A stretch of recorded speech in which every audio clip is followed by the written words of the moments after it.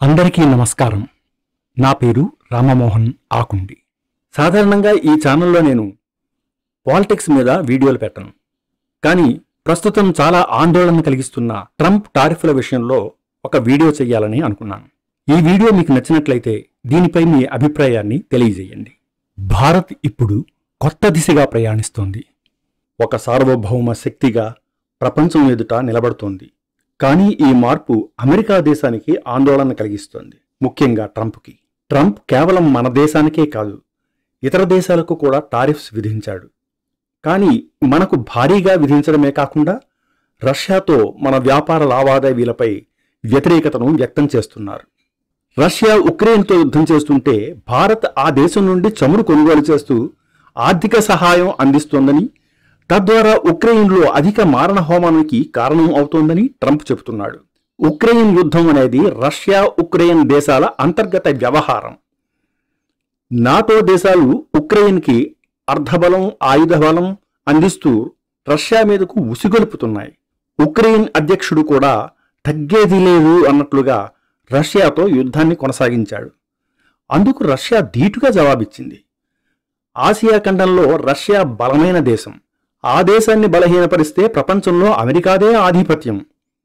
Trump ఐరోపా, ఆసియాలపై పట్టు కోసమే ఇదంతా చేస్తున్నాడని అర్థమవుతోంది.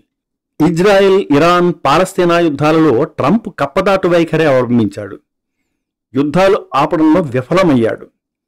భారత్పై ట్రేడింగ్ ఆంక్షలు విధిస్తామని ఒత్తిడి తెచ్చి పాకిస్తాన్తో భారత్ యుద్ధాన్ని ఆపానని గొప్పలు చెప్పుకున్నాడు. కానీ భారత్ అది అబద్ధమని తేల్చేసింది. భారత్ తన టార్గెట్స్ పూర్తి చేసి యుద్ధాన్ని ఆపింది. ఒకవేళ అమెరికాకే భయపడి ఉంటే రష్యాతో డీల్ విషయంలో ఇంత నిలకడని ఎలా ప్రదర్శిస్తుంది? భారత్, రష్యాలు తమ ఆర్థిక పతనాన్ని పంచుకోవడం పట్ల తనకేమీ ఇంట్రెస్ట్ లేదని, భారత్తో తమ ఆర్థిక లావాదేవీలు చాలా తక్కువంటూ భారత్ది డెడ్ ఎకానమీ అంటూ స్పందించాడు. కానీ ట్రంప్ వ్యాఖ్యలు బ్యాక్ ఫైర్ అవుతున్నాయి. అటు చైనా కానీ ఇటు భారత్ గాని ట్రంప్ బెదిరింపులని లెక్క చేయడం లేదు. ప్రపంచ దేశాలపై అమెరికన్ డాలర్ ఆధిపత్యం తగ్గించడం అవసరమనే భావన ఇతర దేశాల్లో బలపడుతోంది. 2025 మరియు 2026 సంవత్సరాలలో భారతదేశం అత్యంత వేగంగా అభివృద్ధి చెందుతున్న పెద్ద ఆర్థిక వ్యవస్థగా ఉంటుందని అంచనా వేయబడింది. IMF ప్రపంచ ఆర్థిక వృద్ధి 2025లో 2.8% మరియు 2026లో 3%గా చాలా తక్కువగా ఉంటుందని అంచనా వేసింది. ఇది భారతదేశం యొక్క అసాధారణ పనితీరును హైలైట్ చేస్తోంది. IMF హైలైట్ చేసిన విధంగా 2025 మరియు 2026 సంవత్సరాలకు భారతదేశ ఆర్థిక దృక్పథం ప్రధాన ప్రపంచ ఆర్థిక వ్యవస్థలను పోల్చి చూస్తే చాలా మెరుగ్గా ఉంది. ప్రపంచ దేశాల్లో ఆర్థిక అనిశ్చితులు ఉన్నప్పటికీ భారతదేశం ప్రపంచ ఆర్థిక వృద్ధిలో తన నాయకత్వాన్ని కొనసాగించడానికి సిద్ధంగా ఉంది. 2025 ఆగస్టు 1 నుండి 25% టారిఫ్ విధించబోతున్నట్లు ట్రంప్ హెచ్చరించడం కేవలం వాణిజ్య లోటుపై కాకుండా భారత ఎదుగుదలను అణచివేయాలనే ప్రయత్నం. అమెరికా గతంలో పలు దేశాల మీద ఇలా ఒత్తిడి పెట్టి నియంత్రించింది. కానీ భారత్, చైనాలు లొంగటం లేదు. ఆసియా ఖండంలో రష్యా, చైనా, భారత్ దేశాలు కలిసి పనిచేయడం అవసరమని పుతిన్ పంపిన సందేశం అమెరికాకు ఆందోళన కలిగిస్తుంది. అమెరికా పాకిస్తాన్లో తన ఆర్మీ స్థావరాన్ని ఏర్పాటు చేసుకుని ఆసియా దేశాలపై పట్టు సాధించాలనే ఆలోచనతోనే పాకిస్తాన్పై ప్రేమ కురిపిస్తోంది. నిజానికి అమెరికా ద్వంద్వనీతి వల్లే సిరియా, ఇరాన్, ఇరాక్, ఆఫ్ఘనిస్తాన్ వంటి దేశాలు తీవ్రంగా నష్టపోయాయనే విమర్శ ఉంది. తాజాగా ఉక్రెయిన్పై కూడా అదే నీతిని ప్రదర్శిస్తోంది. ఉగ్రవాదాన్ని అంతం చేస్తామనే నెపంతో గల్ఫ్ దేశాలను తన యుద్ధనీతితో ఇబ్బందుల పాలు చేసిన అమెరికా పాకిస్తాన్పై అవ్యాజమైన ప్రేమ ఎలా కురిపిస్తుంది? కేవలం భారత్, చైనా రాష్ట్రాలపై పట్టు సాధించడమే అమెరికా లక్ష్యం. ప్రపంచానికి ఒకరే బిగ్ బాస్ ఉండాలి, అది అమెరికాయే అయి ఉండాలి అనేది ట్రంప్ ఉద్దేశం. గత కొన్ని దశాబ్దాలుగా భారత్తో పాటు అనేక ఇతర దేశాల నుంచి అమెరికాకు వలసలు పెరిగాయి. దానిని కట్టడి చేయడానికి ట్రంప్ అనుసరిస్తున్న విధానాలు ఆ దేశ ఆంతరింగిక విషయాలు. వాటిపై ఎవ్వరికీ ప్రశ్నించే హక్కు లేదు. కానీ ఇతర దేశాలు ఎవరితో వాణిజ్య బంధాలు ఏర్పరచుకోవాలో నిర్ణయించే హక్కు ట్రంప్కు లేదు. కనుకనే టారిఫ్లు విధిస్తూ తన పట్టు బిగించాలని చూస్తున్నాడు. రష్యాతో భారత్ మైత్రి టారిఫ్ల పెంపుకి కారణం అని బాహాటంగానే ప్రకటిస్తున్నాడు.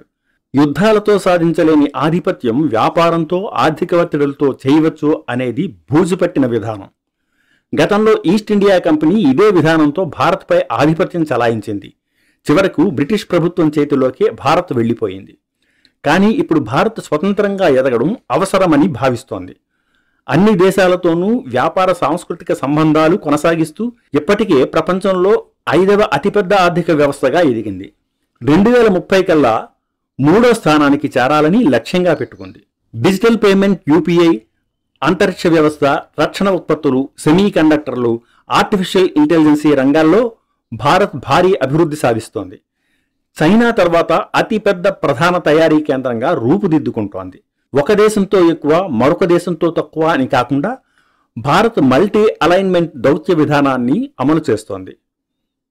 రష్యా, ఫ్రాన్స్, ఇజ్రాయెల్ వంటి దేశాలతో కలిసి ఒక స్టేబుల్ అంతర్జాతీయ సంబంధాలు కలిగి ఉంది. ఇది 21వ శతాబ్దపు దౌత్యం. స్వతంత్ర నిర్ణయాలు తీసుకునే దౌత్య విధానం. అమెరికా గతంలో అన్ని దేశాలపైన ప్రభావం చూపేది. కరెన్సీ నిబంధనలు, పాలసీలపైన ఆధిపత్యాన్ని ప్రదర్శించేది. కానీ ఇప్పుడు భారతదేశం డాలర్ ఆధిపత్యాన్ని తగ్గిస్తోంది. బ్రిక్స్ స్థానిక కరెన్సీ లావాదేవీలు చేపడుతోంది. ఇది అమెరికా కేంద్రిత వ్యవస్థకు ఒక పెద్ద సవాల్. రష్యా యుక్రెయిన్ యుద్ధ సమయంలో భారత్ వైఖరి పూర్తిగా నాటో దేశాలకు సానుకూలంగా లేదు. రష్యాతో వాణిజ్య వ్యాపార సంబంధాలు కొనసాగించడం భారత్కి అవసరం. ఇది స్వతంత్ర నిర్ణయాత్మక దౌత్యం. దేశ ప్రయోజనాలే ప్రాధాన్యం అని తేల్చి చెప్పే విధానం. అమెరికాపై ఆధారపడకుండా అనేక ప్రపంచ దేశాలు తమ పరిధిలో తాము శక్తివంతం అవుతున్నాయి. భారత్ ఈ సమీకరణంలో కీలక పాత్ర పోషిస్తోంది. ఇది అమెరికా బూజుపట్టిన పాత నియంత్రణ విధానానికి ఒక ముగింపు, కొత్త స్వరాజ్య శక్తుల పుట్టుకకు నాంది పలకడం. భారత్ ఎదుగుదల ఆంక్షలు, ఒత్తిడులతో ఆపలేనిది. అమెరికా భారత్కి స్నేహపూర్వక సహకారం, గౌరవం ఇచ్చినప్పుడే భవిష్యత్తులో స్థిరమైన మైత్రీ బంధం సాధ్యమవుతుంది. బలవంతపు నియంత్రణ ఇక మీదట పనిచెయ్యదు. స్వప్రయోజనాలతో కూడిన భాగస్వామ్యం ఎప్పటికీ సత్సంబంధాలను నెలకొల్పదు. పరస్పర గౌరవంతో కూడిన భాగస్వామ్యం చాలా అవసరం. ఇది మారుతున్న కాలానికి, సరికొత్త విదేశీ విధానానికి శ్రీకారం. ఈ విధానానికి భారత్ కేంద్రంగా ఒక బలమైన మార్పు మొదలయ్యింది. అమెరికా ఆర్థిక ఆంక్షలకు మౌనమే ఒక సమాధానంగా భారత్ వెనకడుగు వేయకుండా తన విదేశీ విధానాన్ని పటిష్టంగా అమలు చేయాలని నిర్ణయించింది. భారత్ ఇక తగ్గేదే లేదు. అణచివేతకు, ఆంక్షలకు తల వంచేదే లేదు. మనకు రష్యా మిత్రదేశం, నమ్మదగ్గ దేశం. చైనా బలమైన పొరుగు దేశం. మనం రష్యాను దూరం పెట్టి ఏమాత్రం నమ్మదగని అమెరికా విదేశీ విధానానికి, ఆంక్షలకు తల వంచితే చైనా అడ్వాంటేజ్ తీసుకుని రష్యాకు దగ్గరై ఎక్కువ ప్రయోజనాలు పొంది మరింత బలపడుతుంది. అమెరికా మనతో స్నేహం అంటూనే మన శత్రుదేశం అయిన పాకిస్తాన్కి ఆర్థికపరంగా, ఆయుధపరంగా అండదండలు అందిస్తోంది. పెహల్గాం ఘటన, మన ఆపరేషన్ సింధూర్ మిషన్ తరువాత ఆ దేశాధ్యక్షుడు మునీర్ని స్వయంగా వైట్ హౌస్కి పిలిచి అమెరికా స్నేహ హస్తం అందించింది.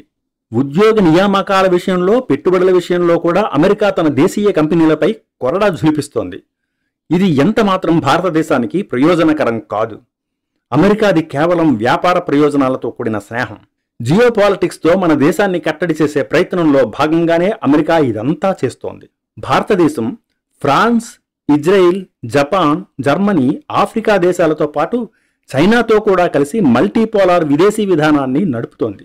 ఇదే ఇక మీదట కొనసాగుతుంది అనే సంకేతాన్ని తను మౌనంగా అమెరికాకు పంపుతోంది. అమెరికాతో వ్యాపారం చేయడం భారత్కి లీస్ట్ ప్రయారిటీ అనే పరిస్థితి వస్తే నష్టపోయేది అమెరికానే.